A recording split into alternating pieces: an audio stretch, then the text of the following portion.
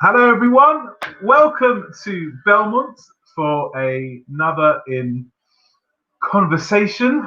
Over the past few months, we have brought you a variety of different events, different programs, speakers, and tonight is no different. Was it about a month ago, 6 weeks ago? Lisa was talking about this series, Unorthodox, and how some of the ladies were talking about it in the community, and how maybe they said they were pushing her a little bit. Maybe you should run an event of about Unorthodox. And I was intrigued. I'm not going to lie. There was a lot of discussions. I know a lot of you were watching it out there, and so I thought, you know what, I'm going to watch it. So I watched it, and it raised for me, for us, lots of questions, and we began discussing it, talking about it. So we decided that we would talk about it. So we're here talking about it. But we wanted to broaden out the conversation. And Lisa said, I think I've got someone that maybe we could have this conversation with. So I'm very blessed at the moment. I'm part of a program that develops and trains female leaders across the world. And it's an organization called CORE, and Bela is also part of the program that we learn together, and we learn together a couple of times a week. And I was fortunate enough to meet Bela about 6 months ago, 8 months ago. And when this Unorthodox came about, Bela actually mentioned to me that she grew up in Williamsburg, and so I asked Bela if she would give us the honor of having a conversation with Mark and I in order to uncover some of the things that got addressed in the series. So I want to introduce you to Bela and say thank you so much for coming. Hi, Bela. Welcome to Belmont. So Bela, just to say hi and just tell us a little bit about yourself, where you are, where you're speaking from, and who you are, and a bit about your background. Okay, hi. First of all, it's an honor to be here, and Lisa and Mark, you're an inspiration. It's such a pleasure to know you, Lisa, in our learning group that we have together. So thank you. So as Lisa said, I grew up in Williamsburg.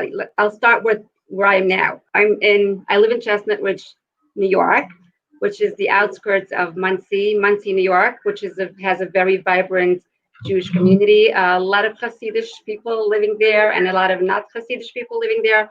Lots of Jewish schools and shuls. So I live in that neighborhood now. I'm a mom of 6 beautiful children, Baruch Hashem, thank God, and 1 granddaughter. She's going to be 1 this week. Yeah, and I'm married for 25 years. Professionally, I write for businesses, and primarily businesses with Yiddish-speaking business owners. And because Yiddish is their first language, they need help in their correspondence in English and social media posts. So that's what I do. I work from home, and also I've been mentoring women for many, many years. And now I'm very lucky to be trained in CORE to start more professionally mentoring and broadening the spectrum of women that I mentor, because mostly the women that I mentor till now were women of my community. So I'm looking to branch out in that, to do that. So I mentor high school girls too. So that's basically what I do. Yeah. So Bela, we understand that Unorthodox took place in Williamsburg, in New York, which is where you grew up. My understanding is, and I could be wrong, correct me, is that the Satmar community developed as a result of the Holocaust. It developed after the Holocaust. Tell us a bit about the Satmar community and its history, just so we can get a broader perspective. Okay. So actually, the Satmar community originates in Hungary, in Europe still. The Satmar Rebbe, Rabbi Joel Teitelbaum, he was a Rebbe already in Hungary, in Europe. And he lived in a city called St. Mary. So from there we get the word Satmar, first of all. Okay, and And now you know. so he came to New York after the war, and the New York here was like there were Jews here, a lot of Jews here, but nobody was like so outwardly Jewish as he wanted, it to be. So he had this vision to create a shtetl, the shtetl that was back there in Europe, to create it in New York. They have lost, all the Holocaust survivors that were coming to America, that were coming to New York. They've lost all their families, their communities, their children, their wives. Many, like they were all, their families were wiped out, their communities were wiped out. So nothing that they knew came with them. So they were coming here to this foreign country, different language, different culture, different mentality, and they're looking to hold on to something from the past, something that they knew. And this was their way of like creating that. Like, we're gonna just walk the streets the way we did in the shtetl. We will do exactly everything that we did in the shtetl. We were not gonna care about what the culture says about us. We're gonna have that kind of chutzpah, like just ignore what's going on around us, shelter ourselves, and like build walls around us. So pretending that we're still there, and trying to create what they lost, to recreate. So Rabbi Yol Teitelbaum came here, and then slowly, as the more Jewish people followed him here, they clung to him. He served as a father figure to them, and as a guidance, a person to whom they would turn to, being so broken and alone. And he had this huge heart and Baal Chesed. He was very kind, and he listened to every broken heart that came into him. So that's how it developed more and more until like it came to thousands and thousands and thousands of Hasidim that are Satmar today. A lot of people have this understanding that whenever they see a Hasidic person, then that's Satmar. But really, it's not. And maybe he brought the idea, like that chutzpah of just walking the streets as a chassid, but he was maybe the first one. But there's a lot of other sects that came after him and established their own place. And usually every sect is called according to the shtetl from where their Rebbe is coming. Like, there's a lot of sects, but everybody's identified from where they're coming. So the idea is that they wanted to replant what they lost. That was the mindset that they were coming from. Right. And tell me a bit about the family, your family. You were one of how many, you said to me? I'm the oldest of 16. 16, your poor mother. I'm father. Tell me a bit about. I know that's rather large, even by the means of Satmar. That's also considered to the larger side. I did have an aunt that had 19 kids, so we were, yeah. Very respectable. So tell us a bit about your parents and your growing up. Okay, so we were mainly, so I grew up in Williamsburg until I was 12. And Williamsburg is the place where the film Unorthodox was shot, right? But then we moved to Monroe. Monroe is literally a shtetl from the past. We have thousands of families living there. That's only Satmar. And that's like, if you walk in there, you'll feel like you're transformed to some other universe, because it's like totally Hasidim living there. It's like their own like sort of government. Like, it's like they have like an established village that's under the town. So that's very, very like the concentrated Satmar is there. So mainly it's everybody speaks in Yiddish there. Everybody belongs to Satmar. Everybody abides by the Satmar ideas. Okay, I wouldn't say everybody. I mean, in general, there are individuals who do their own things. There's only Satmars, schools and yeshivas there and shuls. So basically, I could talk about the education that the girls and boys get there. When I grew up, we had like 4 hours of secular studies and 4 hours of Hebrew studies. That was for the girls. The boys literally didn't get anything. I mean, yes, there was like 1 hour of secular studies, but they didn't take it seriously. So they were learning from early morning to late night. Like, seriously, they were in yeshiva for many, many, many hours. But it was just Hebrew studies. It wasn't no secular studies. And that went along with the idea of we're not integrating here. We didn't come to America to integrate. We're just trying to rebuild what we had. So for some reason, the girls were taught in English because they were going to have to run the house, but it was just more of a practical thing, but not with the idea of, integrating, or it was very much the mentality of, in a way, let's shelter ourselves from the culture around us so we can maintain what we lost. Okay. You, sorry. Are you part of do you consider yourself Satmar now? What's been your journey? So I would say I'm Hasidish now. I don't know if I would say, Satmar, Hasidish, like that, a little bit of that, a little bit of this, but our family is we consider ourselves Hasidish. My kids are very proud to be Hasidish. It's like they try to hold on to it like that. So they're taking the beautiful parts out of it, and they're going with that. I can tell you about my grandparents. Should we look at some of the? Yes. Let's bring up one of my. Okay. 1 second. Also, Bela, have your children seen Unorthodox, and what was their views on it? So my son has watched it, and he was like, he felt like this was so totally foreign to him. He couldn't relate to what he was seeing there. But I personally know that these things existed. But he's like a generation later, and he's like, that's totally unfamiliar. That kind of stuff, it wasn't familiar to him. It was like something outlandish. So this is my grandparents and their 8 children. My mother's actually the baby, and my grandmother's left.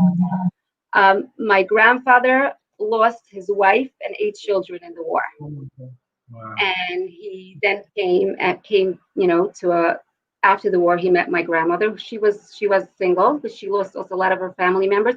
My grandfather lost his sibling, his parents, his community. He was totally alone coming out of the war without anything that he had in the past. They got married and they raised another 8 children. I could say, like, my grandfather was rather the strict, like he was strict and exacting, like he was very meticulous in every halacha. And that also came from that, like, I understand it to come from a place of not wanting to lose what he had. Like, this was the little bit that was left to him, and he was holding on to it. Like, I remember him being sick and he had to take his medication. It was sukkahs, and he had to go into the sukkah to take it, even though we all knew that he doesn't have to do that. But he was like very, very exacting, because that was, I think that was his place where he felt still that he had something that was his, like wasn't taken away from him. My grandmother was very loving. Like, for me, every time when I need to, I have a challenge in my life, and I need to have the strength to take the high road, I'll just picture my grandmother, her serenity, her peace, the loving energy that she gave to everybody that was around her. I don't remember ever being criticized by her. She just had that loving energy to everybody around her. And I feel like my aunts and uncles are the same. They have that loving, peaceful disposition that she was able to, ingrain in them when they were raised. But they were very much, it was very much about holding on to what was, very much about that. That was the this is my other grandmother, my father's mother, at my daughter's graduation.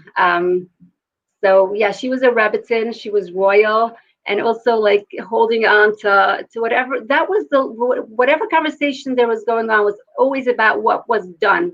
How did our parents do it? How did our grandparents do it? How did the Rebbes do it? It was always about that, and this was just passed on to the generations, like to the children. And it was. This is my grandmother that I spoke before. My mother's mother. This is my 2 children when they were young. My oldest son and daughter. This was at a simcha. This is my mother at my daughter's bas mitzvah. And this is my husband and son with my husband's grandfather, learning together, whatever, going over what they learned in school, in yeshiva that week. So, yeah. And this is my daughter, my married daughter, and her chassan together at their wedding. This is my family. And this is the chassan's brother's when he was going to the chuppah singing. Gorgeous. Yeah. And this one before, okay, this is my daughter that recently got engaged. This is her. Thank you. Yeah. Beautiful, beautiful family. It's great to see it all in, see the whole. Should we show them a clip? You sent me a couple of clips. Go for it. This is this one. We'll be back in a second.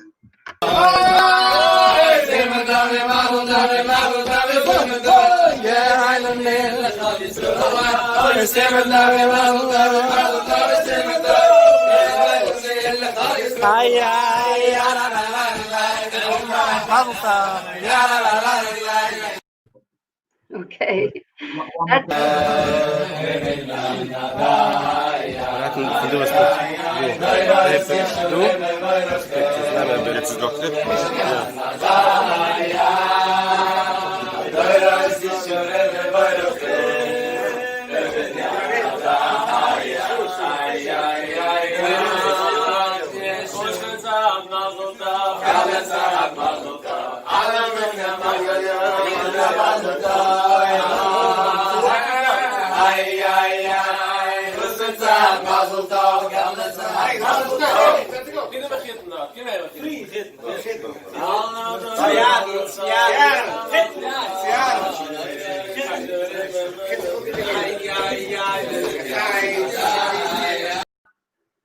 To give a flavor, you can see such wonderful simcha and really, really powerful, very powerful. Thank you for sharing.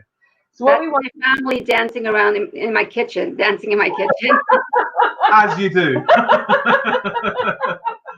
Wow. That was when my daughter got engaged, and they were all so excited, and they're like, yeah. You have to appreciate, Lisa and I both have only one sibling each. Oh. So, we have a little smaller family, but if you've got some questions, maybe we'll jump straight in, if that's okay. So some of the series brought up some topics that Mark and I, and we've received questions from the community as well that we'd just like to kind of address with you. But one of the things that struck out for me was we're taught not to judge. We're taught in Judaism a key principle is not to judge. Yet in the scene that Esty had in the supermarket with the shidduch, where she was being observed by her prospective mother-in-law and what a mother, it seems that they were actually just not looking at necessarily the chemistry between the couple and who she was and her midas, her character traits, but what they were looking at was kind of the superficial. Did she walk nice? Did she look nice? Did she hold herself up?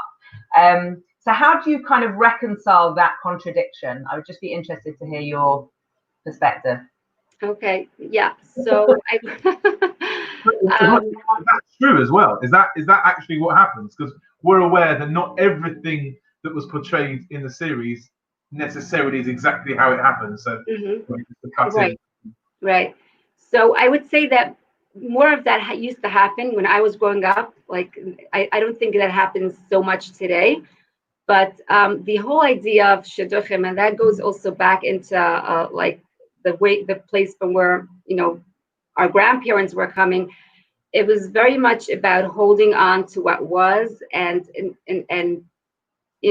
practical. Like I would say, like the way if we look back, we see how marriages used to work many hundreds of years ago. It wasn't so much about like love and chemistry, and more about what's going to work and and practical. And to add to that, like I sometimes think like when we look at the royal family marriages back in the days, where it was about how is it going to work? How is the lineage going to be? How does it look if this royal family and that royal family are going to be mashadich? Like it was very much not so much about the couple and themselves, but what's going to come out of that, and how is the generations going to be looking further?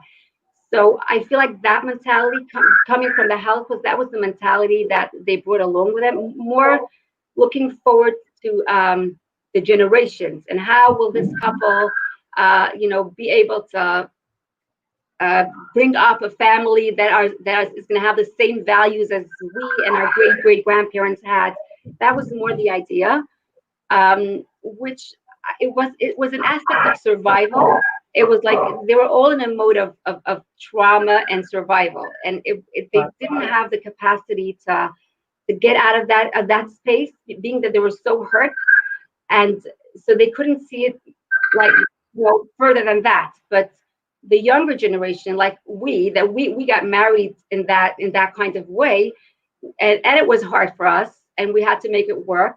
Yeah. So we weren't survivors anymore. We weren't raised by Holocaust survivors, so we already had more the headspace to figure out this is really not what the Torah had in mind for a Jewish couple, and this is now not really the way that a couple should get married, and there should be love and chemistry and all that, and it's not about the superficial, but about the connection of the couple. So a lot of us, are doing it differently with our children and trying to influence the community, because there is a lot still in the community that's under that influence of our, the generation that came after the Holocaust. But there is a lot being done about that, and it's gradually changing a lot. I for myself, like the way my children get married, it's totally not in that realm. My son, for example, he dated like a few girls for a couple of months. It didn't work out, and next.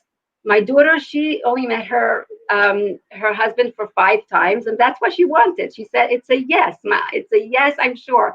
I was the one trying to push her, like, it's good, Ma. It's fine. I know. Yeah, I need 3 dates. I took a little bit longer. Oh yeah.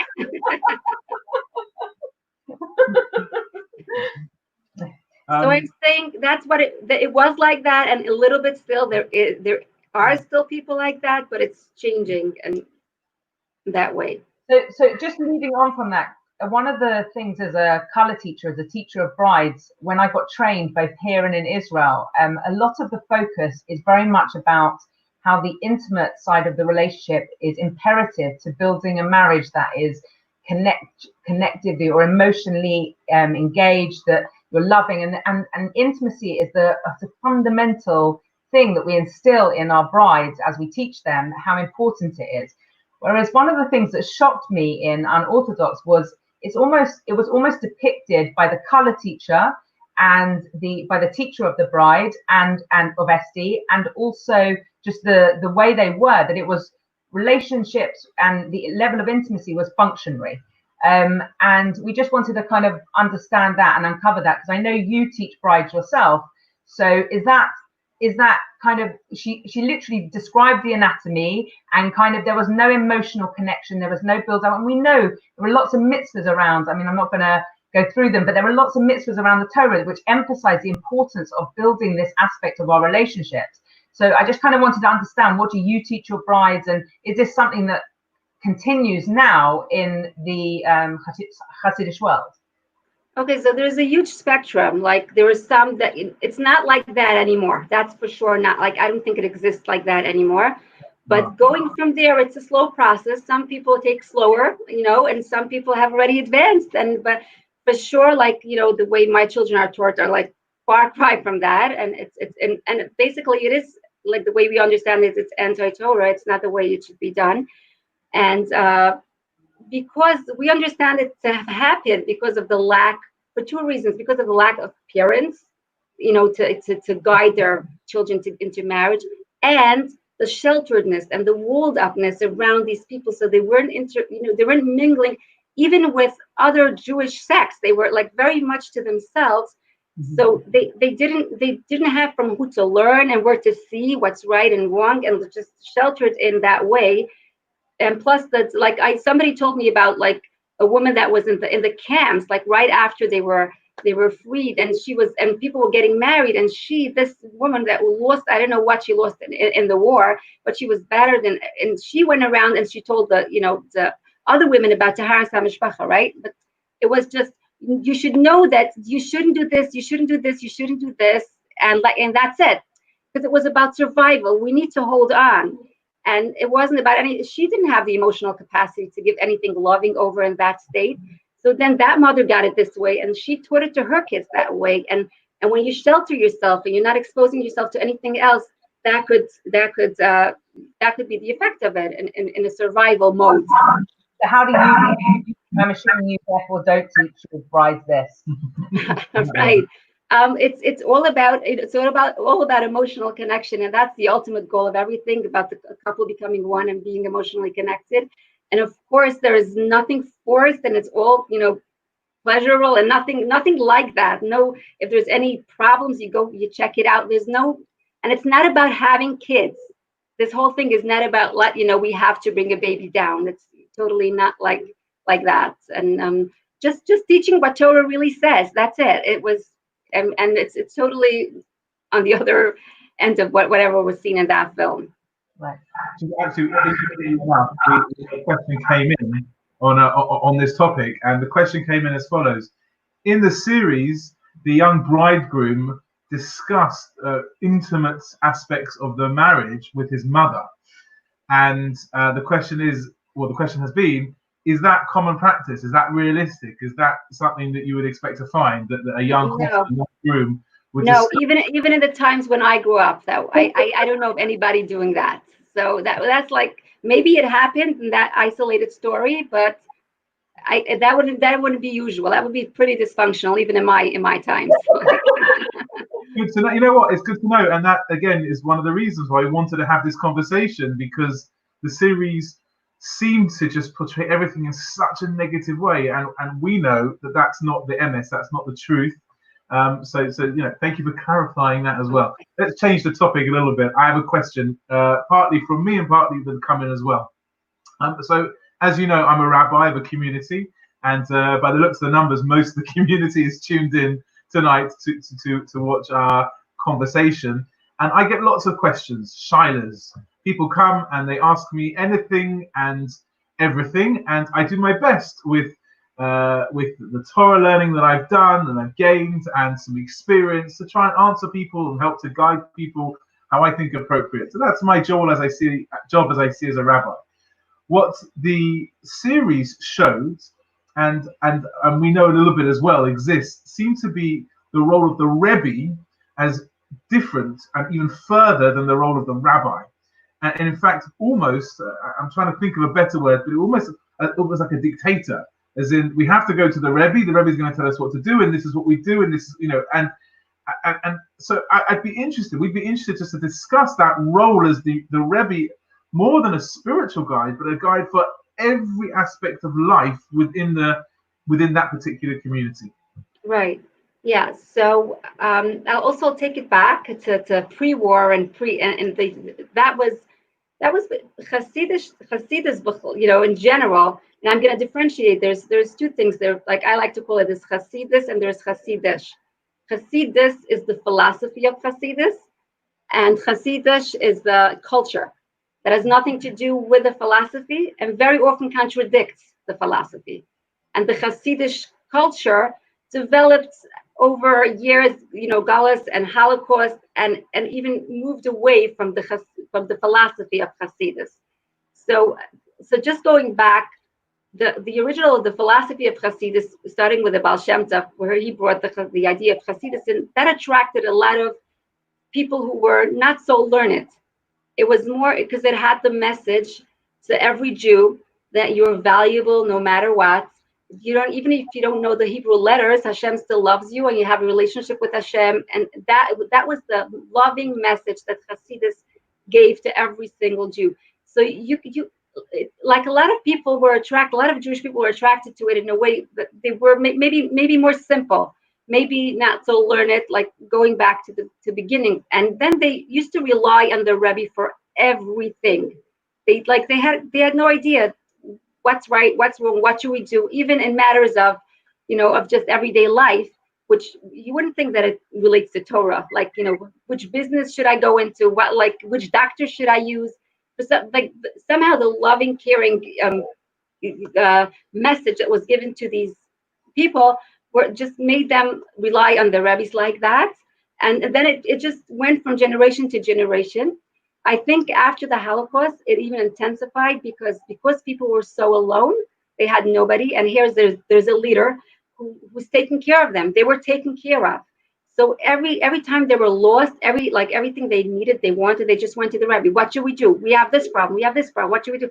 And the Rebbe just gave them advice and gave them money and helped them with all their issues. So it just formed into that way of just being like a father figure in everyone's life. It's still like that today a lot, but there's a lot of individuals who don't like it, in a general aspect as the culture. You would say that this is the Hasidic culture, the Rebbe's in the center of everything.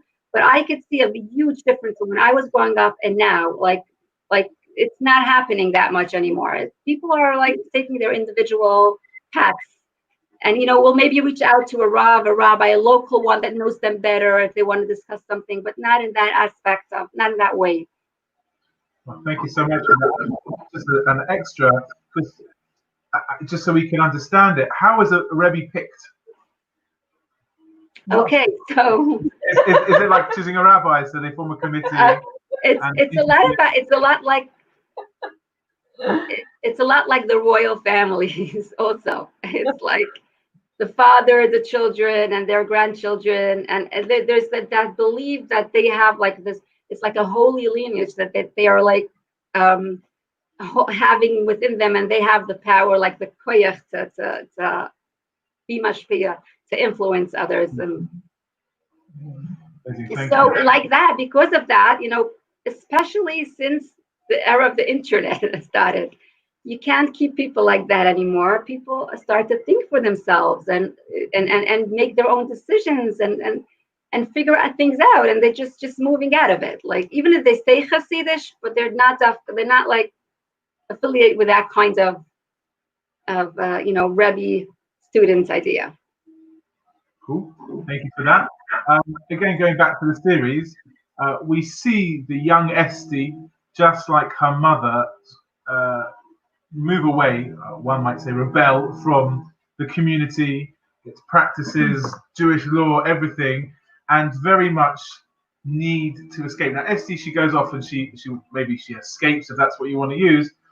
It would appear more that how it depicts her mother, as her mother just was a bit, didn't necessarily have to go in an extreme way off, but she was pushed totally away and then ended up living in another country.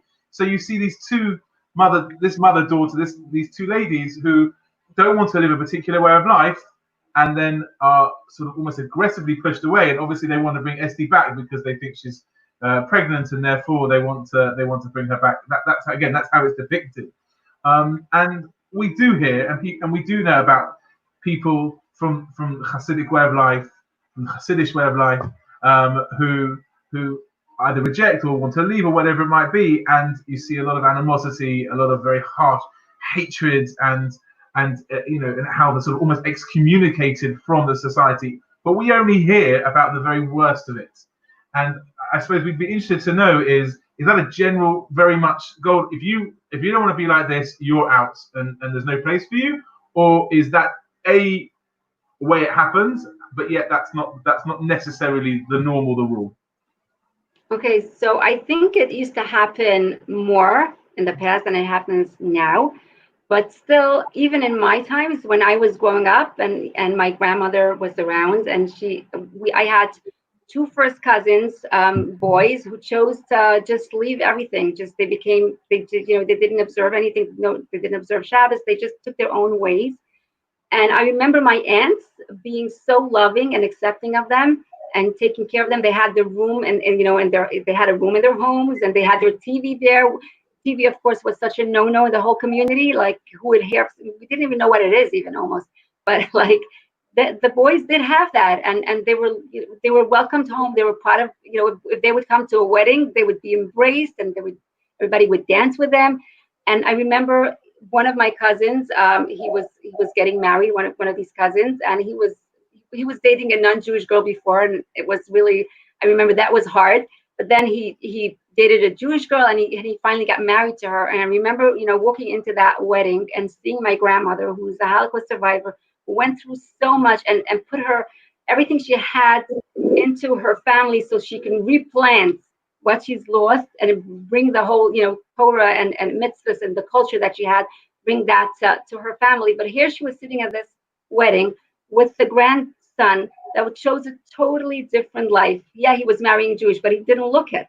And she was so full of joy, like it was radiating, like it was unbelievable, like just to see her sitting there. And it was like, for me, I had to run out of the room because it was such an emotional moment for me to see that love transcends all. And it's not about you being like, oh, I want you to be, and everybody has their separate journeys in life. And for her to create that space for everybody to understand that everybody has their way of, finding themselves. And her seeing that her grandson, who went through some hard times, that he's finally settling in and he's happy. That for her was the greatest happiness, more than having what she had envisioned with it, for every. So I saw that when I was growing up. For sure, there were different stories too, but that was my experience. And in today's day, I feel like it's I don't think that it's very, very common that children choose their own lives. As I said, the internet and everything, the world is open. And I've seen a lot of families just embracing their children the way they are and bending themselves backwards to accommodate them in their own lifestyle. I'm sure there are other exceptions, but that's what I'm seeing. Would you say your background is exactly the same way as you were raised? Have you moved away slightly from how you were raised, or are you exactly the same kind of person as you were growing up? So no, I could say that it was a journey for me, like growing up in that way that I've described. And then as I got older and thinking more about things and feeling that certain things didn't sit so right with me, like didn't feel like so aligned with Torah and so aligned with that I was reading a lot, I was searching, and I things didn't fit right with me. So I would call up a rabbi here or a rabbi in there and try to ask, like, could you explain to me why this is being done and why? And then I just came to certain conclusions, and I had to like throw out the bathwater and keep the baby, like just get rid of some things that weren't where I understood from where it's coming, from survival and from trauma, and then just move on towards what is more what I've learned to be more Torah aligned and more connected to Hashem in that way. So amazing. We've all been on our own journey, and our journey continues, right? Yes, you bet it does. One of the things that struck me also was I remember just on a personal level putting my wig on for the first time and just bursting into tears in the Scheitelmacher's room, thinking, oh my gosh, I'm actually going to look like this for the rest of my life, and crying. But that was maybe because I hadn't grown up with it. I was quite surprised when I saw Esti with the head shaving, also because head shaving is a minhag, it's a custom, it's not halacha. So I was quite surprised to see her absolutely traumatized by the whole episode. Could you just share your experiences on that, and if that's true, if that what your perception is of that? Okay, so yes, a lot of Hasidic people, women, shave their hair when they get married. I've not seen anybody like with that experience, like crying like that, because I guess they grow up with, from when they're little, they know that they're going to get married, and that's like just part of their life. I'm not saying that it's a good thing that they're not crying, like it's like a certain, okay, but I'm saying that it's not that it doesn't look like that traumatizing as it looked with Esti. It's just part of whatever you do. And that being said, many Hasidic people and women now choose not to shave these days. It was a given, and when I was growing up, it was a given. But a lot of women just, because if you research it, you start to research it, and we don't understand exactly from where this minhag is coming. Like when you start, you don't find a basis for it, and some even find it to be really anti-Torah values. So it's like there's so many different ideas. Some say that it happened when in certain in the European countries when there was like the girls were being taken by force, and then you shave their hair to make them look unattractive. There's all kinds of theories about it, but there's nothing written down concretely. For some reason, also the idea of survival, just holding on to what was very, very strongly without really understanding why it was, but just doing what my grandparents did. So that trickled down, and yeah. Is that a myth that your family still exists today? No. Right. Okay. So, okay, so yeah, let's say I'll ask you like this: that if you watch the series, you see there's a scene where they talk about Israel in the hotel, and the reaction of the two young men, especially one of them, is somewhat, I suppose, surprising in the reaction to Israel, Zionism, and we've seen pictures, like many you see pictures of within Hasidic communities burning Israeli flags and treating maybe or looking at the views of the state in quite a negative way. Would be interested just to hear a little bit about that within the community, and could it be even portrayed in a correct way as well in the series, or was that again an extreme thing that doesn't really happen? Okay, so the background of it is that Rabbi Joel Teitelbaum, the Satmar rabbi that came, he was very, very anti-Zionist state. To clarify this, it's not about Israel. It's not about like the country in itself. Like that's something that we all know that it's holy and it's ours. But like the idea that he was opposed to the idea of us taking the state by ourselves, like fighting for it, going to war for it, taking it away. He believed that we're not supposed to do that until Hashem is going to give it to us. It shouldn't we shouldn't get it by fight, or we shouldn't get it by instigating other nations. We should just wait patiently and wait for Hashem to give it to us. So that he was very, very, very strong in his mindset in that way. He wrote a few books on that, and that's the Satmar community is very, very much like that. Like anything related to government is like no. Now to say, I wouldn't say, first of all, I would not say that all Hasidim are like that. It's specifically Satmar. Like all the other Hasidic sects are not like, don't have those beliefs, and they, but when you take Satmar, they're very much like that. And so even when it comes to voting or stuff like that, just keep away. And there's a lot of negative talk around the Israeli government. It's not in Israel per se, but it's just the Israeli government. So I wasn't raised, for example, with Israel being such a part of my life as in a way of like longing to go there or identifying with it. It was just, whatever I knew about Israel was it's unfortunately being run by a government that it shouldn't be. It shouldn't be. And then like when I went to Israel for my first time, which was only 3 years ago, was my first time that I went to Israel, and I just fell in love with the country, and I went 4 times since then. And I just can't stop, wanting to go there again and again and again. So it's like, we'll meet there very soon. So yeah, my kids know now that every plan that we make is like, yeah, if we're not going to be in Israel, like maybe we're going to, it's like everything has that. So it's. I think it's also important to note that sometimes we see pictures of the Neturei Karta who are of the extreme, I suppose, of that point of view. That is not, I'm sort of public service announcement. That is not the Satmar community. No. It's very important that people realize whatever negative views the Satmar community have about Israel and and everything you've discussed, the Neturei Karta who go out and they march with in all the very worst ways, which will turn out to be a Chil Hashem, right. Really desecrating the sanctity of God's name and everything that happens there. So that's not the Satmar. I think it's just an important point to draw out. Right. Here. Satmar actually opposes the Neturei Karta. They're very against them.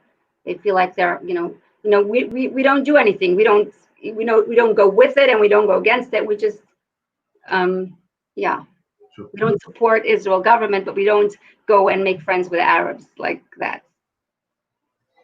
And just a final question that I had and that got asked to me was, what opportunities are there in your community for women? to develop themselves, to have professions outside of the community. We've heard a lot. I don't know if the Belmont community scene, but there's Judge Fryer that's been talking about Unorthodox, who's an established female judge. She's been talking a lot about this series as well. But I just wondered, like, what opportunities are there for women in the community to be professionals? I know you're a professional in your own right, but I'd just like to, because the story itself and the series depicted the oppressive world of the woman, and I'd just like to hear your take on that. So basically, I think that whatever a woman wants to pursue, like if it's like within the means of Torah, like she's not, crossing any lines there, that would be open to her. The culture in general, I mean, like I don't know like Hasidic women that are doctors or lawyers, but if one would want to pursue that, I don't see how she would be stopped as long as she adheres to all the rest of the stuff. I have my sister personally. She's 42 now. She's enrolled in college for a social work degree. My daughters went to college. They're still doing their BA. So they also took a college program for that. But it's like I have my sisters are all working. Some are doing like more like one is a potty planner, one is a reflexologist, one is an HK practitioner. Well, everybody has their own little thing that they're doing. I don't know if anybody would stop them from anything. It's very family oriented though, and people identify themselves most as mothers and wives. It's around that. It's not career oriented. So in that aspect, but even if somebody would want to do that, I don't see how they would be stopped. On that, one of the questions that came in is: Are women of the Satmar community able to meet other Jewish women not belonging to Satmar? And would they have to request permission from their husbands? So I don't see no. I mean, I don't know. I don't even know how to answer that. Like, who keeps them from seeing? Like, who's going to come and do what to them if they see somebody else, or their husbands? I think that would be a decision like any other decision they would make together. Like, do we want this? Don't we want this? The same way that the husband will ask the wife and the wife will ask the husband. It would be like maybe they would be afraid that they would have a fear. Depends where they're in. Let's say if they're in Monroe and still under the mentality of like yesteryear, like how it was, then they would be maybe afraid to mingle with other, who knows what like influences they're going to be there. Maybe there's some like this, but if they are, it's a real minority. Like I don't see that happening. Just a couple of questions that just have come in the last couple of minutes. Does the Williamsburg community vote in the U.S. elections? Yes. Yes, it's just the Israeli that they have a problem with. Sure. And the last question I've had in is the questioner assumes this type of thing does happen in Israel, and but the question is: are there sort of in-reach programs in the United States to try and recover young people or people that have sort of left the community and maybe or been forced out or just decided to leave, just to bring them back in? Is there sort of an active movement within the community to try and find people that have gone away, gone on a journey, to not force them back in, but to encourage them back in? To does that actively happen within the community? So that happens, more like the parents doing that, and there's support for parents in trying to bring their children back. But in general, the focus is more in developing and making changes in the community so that doesn't happen. Like we're preventing that, like trying to work on better, educational systems and more healthy Torah ideas, so that shouldn't be happening. Right. Bela, thank you. Thank you so much for your time. Thank you for your honesty. Thank you for shedding some light on some of the issues that we wanted to raise. I think for me, one of the things that I took away is this is a microcosm. It broke my heart, some of it, if I'm honest, when watching the series, and I cried. Some of it I felt and I understood why it was happening, but you've humanized it, and having you here has allowed us to experience and understand the mindset where people are coming from. And like any community, I'm assuming it has its problems, like we have our own problems in our community. and it obviously needed to make a blockbuster hit, so it's dramatized some of the issues up and embellished some of the things up that we've seen and we've heard from you today. But just thank you for coming. Thank you for sharing your family's history. Thank you for inspiring us. Thank you for being part of my personal journey. Really, really thank you. And to say, if on behalf of the Belmont community, we'd like to thank you and wish you much hatzlacha, some good, siyat d'shmaya, some help from heaven, heavenly help with all the incredible work you're doing. And Hashem should just bless you and all your family with good health, and Hashem should get a lot of nachas from them, and just to continue shining your amazing light on this world. And please God, most certainly, Israel, come to Belmont. Come visit us. Bring your family. Come stay for a Shabbos, and then we can grill you here. Tonight, I must say a public service announcement too. If tonight there's questions that people who've been watching feel that haven't been dealt with or have been raised because of the conversations that we've had, friends, please feel free just to email me, as you always do with the questions anyway, or give me a call. I do most Monday nights. I've been doing a Q&A on a Monday night. Send us in the questions, and if I don't know how to answer them, I'm sure Bela will give me a couple of minutes. Yes. Just to speak to me and help me answer some of the questions. If there's still questions left unanswered, we want to be able to answer them. So please do send them in to me, and I'll try and find them answered.